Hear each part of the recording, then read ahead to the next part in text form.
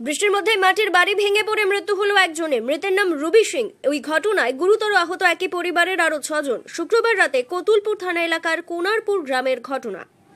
স্থানীয় সূত্রে পাওয়া খবর অনুযায়ী অন্যান্য দিনের মতো ওই দিন রাতেও কোনারপুর গ্রামের বাড়িতে ঘুমিয়েছিলেন সিং পরিবারের সদস্যরা। গভীর রাতে বৃষ্টির মধ্যেই দোতলা মাটির বাড়িতে চাপা পড়ে যান 7 জন। বিষয়টি জানতে পেরে গ্রামবাসীরা ধ্বংসস্তূপ সরিয়ে আহত 7 জনকেই কতুলপুর গ্রামীণ হাসপাতালে নিয়ে গেলে 65 বছর বয়সী রুবি সিংকে মৃত ঘোষণা করেন। আহত 6 জনের মধ্যে 3 জনকে গুরুতর অবস্থায় বিষ্ণুপুর সুপার স্পেশালিটি হাসপাতালে স্থানান্তরিত করা হয়। রাত 1টার সময় আমার বাড়ি সিয়াট। রাত 1টার সময় আমাদের ওখানে ফোন যাওয়ার পরেতেই খবর পেনু যে দেয়াল চাপা সব পড়ে আছে। তারপরেই পুলিশ প্রশাসন সব যেয়ে এবং পার্শ্ববর্তী লোক সব খবর পেয়ে এসে যা হোক করে উদ্ধার করেছে। উদ্ধার করার পরই সবাই কি গগড়া নিয়ে আসা হইল। গগড়ায় ওই রবিওয়ালা সিংকে মৃত বলে ডাক্তারবাবুরা ঘোষণা করে।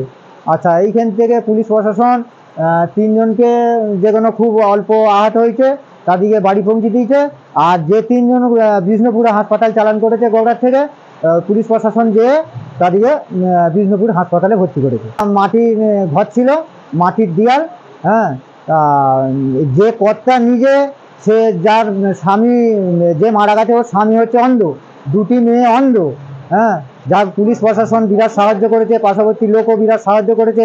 আমরা চাইবো যে ওই মেয়েটি স্বামীর হাত ধরে, ওই দুটি মেয়ে ছেলেকে এবং ওই স্বামীকে সকালবেলা হলে হাত ধরে নিজে ভিক দুঃখ করতো, করে 2টি অন্ধ মেয়ে ছেলেকে খাওয়াতো এবং স্বামীকেও খাওয়াতো ওই স্বামীর সঙ্গে যেয়ে। তা আমরা চাইবো যে যাতে আমরা একটু ওই ফ্যামিলিটাকে ওই সাহায্য করার লেগে, এবং আমরাও চাইবো তারা যে 3টি লোক কানা আছে, অন্ধ আছে, সেই অন্ধগুলিকে যাতে এক মুঠো তারা খেতে পায়।